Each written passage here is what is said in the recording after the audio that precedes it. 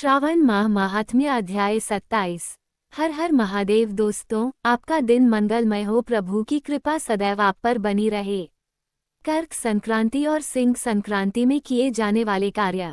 ईश्वर बोले, हे सनत कुमार, श्रावण मास में कर्क संक्रांति तथा सिंह संक्रांति आने पर उस समय जो कृत्य किए जाते हैं उन्हें भी मैं आपसे कहता हूँ। कर्क संक्रांति तथा सिंह संक्रांति के बीच की अवधि में सभी नदियां रजस्वला रहती हैं, अतः समुद्रगामिनी नदियों को छोड़कर उन सभी में स्नान नहीं करना चाहिए। कुछ ऋषियों ने ये कहा है कि अगस्त्य के उदय पर्यंत ही वे रजस्वला रहती हैं। जब तक दक्षिण दिशा के आभूषण स्वरूप अगस्त्य उदित नहीं होते तभी तक वे नदियां रजस्वला रहती हैं और अल्प जल वाली कही जाती हैं। जो नदियां पृथ्वी पर ग्रीष्म ऋतु में सूख जाती हैं, वर्षा काल में जब तक 10 दिन न बीत जाएं तब तक उनमें स्नान नहीं करना चाहिए। जिन नदियों की गति स्वतः 8000 धनुष तक नहीं हो जाती तब तक वे नदी शब्द की संज्ञावली नहीं होती, अपितु वे गर्त कही जाती हैं। कर्क संक्रांति के प्रारंभ में 3 दिन तक महानदियां रजस्वला रहती हैं। वे स्त्रियों की भांति चौथे दिन शुद्ध हो जाती हैं। हे मुने, अब मैं महानदियों को बताऊंगा, आप सावधान होकर सुनिए। गोदावरी, भीमर्थी, तुंगभद्रा, वेनिका, तापी, प्योष्णी, ये 6 नदियां विंध्य के दक्षिण में कही गई हैं। भागीरथी, नर्मदा, यमुना, सरस्वती, विशोका, वितस्ता, ये 6 नदियां विंध्य के उत्तर में कही गई हैं। ये 12 महानदियां देवर्षि क्षेत्र से उत्पन्न हुई हैं। हे मुने, देविका, कावेरी, वंज्रा, कृष्णा, ये महानदियां कर्क संक्रमण के प्रारंभ में 1 दिन तक रजस्वला रहती हैं। गौतमी नामक नदी कर्क संक्रमण होने पर 3 दिनों तक रजस्वला रहती है। चंद्रभागा, सती, सिंधु, सरयू, नर्मदा, गंगा, यमुना, प्लक्षजाला, सरस्वती, ये जो नादसंज्ञा वाली नदियां हैं वे रजोदोष से युक्त नहीं होती हैं। शोण, सिंधु, हिरण्या, कोकिल, आहित, घरघर और शतद्रु, ये 7 नाद पवित्र कहे गए हैं। धर्मद्रव्यमयी गंगा, पवित्र यमुना तथा सरस्वती, ये नदियां गुप्त रजोदोष वाली होती हैं, अतः ये सभी अवस्थाओं में निर्मल रहती हैं। जल का ये रजोदोष नदी तट पर रहने वालों को नहीं होता है। रजोधर्म से दूषित जल भी गंगा जल से पवित्र हो जाता है। प्रसवावस्था वाली बकरियां, गायें, भैंसें व स्त्रियां और भूमि पर वृष्टि के प्रारंभ का जल, ये 10 रात व्यतीत होने पर शुद्ध हो जाते हैं। कुएं तथा बावली के अभाव में अन्य नदियों का जल अमृत होता है। रजोधर्म से दूषित काल में भी ग्राम भोग नदी दोषमय नहीं होती है। दूसरे के द्वारा भरवाए गए जल में रजो दोष नहीं होता है। उपाकर्म में, उत्सव कृत्य में, प्रातःकाल के स्नान में, विपत्तियों में, सूर्यग्रहण काल में तथा चंद्रग्रहण काल में रजोदोष नहीं होता है।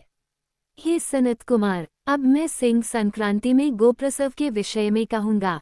सिंह राशि में सूर्य के संक्रमण होने पर यदि गोप्रसव होता है तब जिसकी गाय प्रसव करती है उसकी मृत्यु 6 महीनों में हो जाती है। मैं इसकी शांति भी बताऊंगा जिससे सुख प्राप्त होता है। प्रसव करने वाली उस गाय को उसी क्षण ब्राह्मण को दे देना चाहिए। उसके बाद घृत मिश्रित काली सरसों से होम करना चाहिए। इसके बाद व्याहृतियों से घृत में सिक्त तिलों की 1008 आहुतियां डालनी चाहिए। उपवास रखकर विप्र को प्रयत्नपूर्वक दक्षिणा देनी चाहिए। सिंह राशि में सूर्य के प्रवेश करने पर जब गोष्ठ में गौ प्रसव होता है तब कोई अनिष्ट अवश्य होता है, अतः उसकी शांति के लिए शांतिकर्म अनुष्ठान करना चाहिए।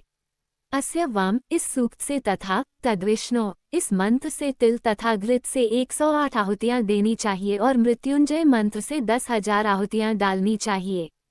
उसके बाद श्री सूक्त से अथवा शांति सूक्त से स्नान करना चाहिए। इस प्रकार किए गए विधान से कभी भी भय नहीं होता है। इसी प्रकार यदि श्रावण मास में घोड़ी दिन में प्रसव करे तो इसके लिए भी शांति कर्म करना चाहिए, उसके बाद दोष नष्ट हो जाता है।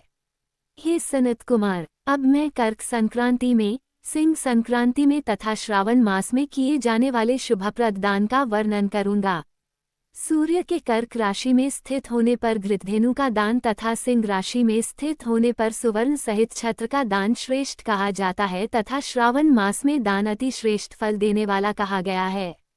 भगवान श्रीधर की प्रसन्नता के लिए श्रावण मास में घृत, घृतकुंभ, घृतधेनु तथा फल विद्वान ब्राह्मण को प्रदान करने चाहिए।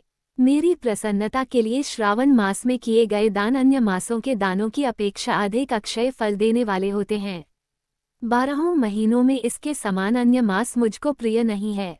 जब श्रावण मास आने को होता है तब मैं उसकी प्रतीक्षा करता हूँ।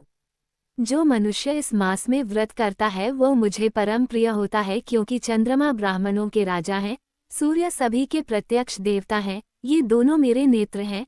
कर्क तथा सिंह की दोनों संक्रांतियां जिस मास में पड़े उससे बढ़कर किसका माहात्म्य होगा। जो मनुष्य इस श्रावण मास में पूरे महीने प्रातःकाल स्नान करता है वह 12 महीने के प्रातः स्नान का फल प्राप्त करता है। यदि मनुष्य श्रावण मास में प्रातः स्नान नहीं करता है तो 12 महीनों में किए गए उसके स्नान का फल निष्फल हो जाता है। हे महादेव, हे दया सिंधो, मैं श्रावण मास में उषाकाल में प्रातः स्नान करूंगा। हे प्रभो, मुझे विघ्न रहित कीजिए। प्रातः स्नान करके शिवजी की पूजा करके श्रावण मास की सतकथा का प्रतिदिन भक्तिपूर्वक श्रवण करना चाहिए। बुद्धिमान व्यक्ति इस प्रकार से ही मास व्यतीत करता है। अन्य मासों की प्रवृत्ति पूर्णमासी प्रतिपदा से होती है, किंतु इस मास की प्रवृत्ति अमावस्या की प्रतिपदा से होती है। श्रावण मास की कथा के माहात्म्य का वर्णन भला कौन कर सकता है। इस मास में व्रत, स्नान, कथा श्रवण आदि से जो 7 प्रकार की वंध्या स्त्री होती है वह भी सुंदर पुत्र प्राप्त करती है। विद्या चाहने वाला विद्या प्राप्त करता है, बल की कामना करने वाले को बल मिल जाता है, रोगी आरोग्य प्राप्त कर लेता है, बंधन में पड़ा हुआ व्यक्ति बंधन से छूट जाता है, धन का अभिलाषी धन को पा लेता है, धर्म के प्रति मनुष्य का अनुराग हो जाता है तथा पत्नी की कामना करने वाला उत्तम पत्नी पाता है। हे मानद, अधिक कहने से क्या प्रयोजन। मनुष्य जो जो चाहता है उसको पा लेता है और मृत्यु के बाद मेरे लोक को पाकर मेरे सान्निध्य में आनंद प्राप्त करता है। कथा सुनाने के बाद वस्त्र, आभूषण आदि से कथावाचक की विधिवत पूजा करनी चाहिए। जिसने वाचक को संतुष्ट कर दिया उसने मानो मुझ शिव को प्रसन्न कर दिया। श्रावण मास का माहात्म्य सुनकर जो वाचक की पूजा नहीं करता, यमराज उसके कानों को छेदते हैं और वह दूसरे जन्म में बहरा होता है। अतः सामर्थ्यानुसार वाचक की पूजा करनी चाहिए। जो मनुष्य उत्तम भक्ति के साथ इस श्रावण मास माहात्म्य का पाठ करता है अथवा सुनता है अथवा दूसरों को सुनाता है उसको अनंत पुण्य की प्राप्ति होती है। दोस्तों, ये थी आज की कथा। आपको कथा अच्छी लगी हो तो वीडियो को लाइक करें, चैनल को सब्सक्राइब करें, कमेंट में हर हर महादेव जरूर लिखें। महादेव आपकी हर मनोकामना पूर्ण करें।